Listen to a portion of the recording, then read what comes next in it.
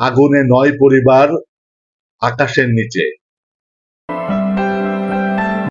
মহেশপুরে ভয়াবহ অগ্নিকাণ্ডের ঘটনা ঘটেছে।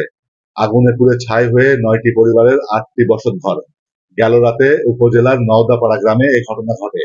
স্থানীয়রা জানায়, রাতে ওই গ্রামের কৃষক ইবাদত হোসেনের বাড়ি থেকে আগুনের সূত্রপাত ঘটে। মুহূর্তের মধ্যে তা আশেপাশের বাড়িঘরে ছড়িয়ে পড়ে। খবর পেয়ে মহেশপুর ফায়ার সার্ভিসের ২টি ইউনিট ঘটনাস্থলে পৌঁছে স্থানীয়দের সহযোগিতায় ১.৫ ঘন্টার চেষ্টায় আগুন নিয়ন্ত্রণে আনে। ততক্ষণে পুড়ে ছাই হয়ে যায় ওই গ্রামের ৯টি পরিবারের ৮টি বসতঘর।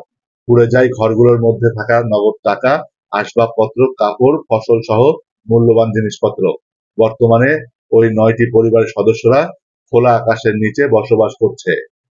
মহেশপুরে ভয়াবহ অগ্নিকাণ্ডের ঘটনা ঘটেছে। আগুনে পুড়ে ছাই হয়ে ৯টি পরিবারের ৮টি বসতঘর। গেল রাতে উপজেলার নওদাপাড়া গ্রামে এই ঘটনা ঘটে। স্থানীয়রা জানায়, রাতে ওই গ্রামের কৃষক ইবাদত হোসেনের বাড়ি থেকে আগুনের সূত্রপাত ঘটে।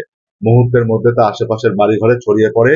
খবর পেয়ে মহেশপুর ফায়ার সার্ভিসের ২টি ইউনিট ঘটনাস্থলে পৌঁছে স্থানীয়দের সহযোগিতায় ১.৫ ঘন্টার চেষ্টায় আগুন নিয়ন্ত্রণে আনে।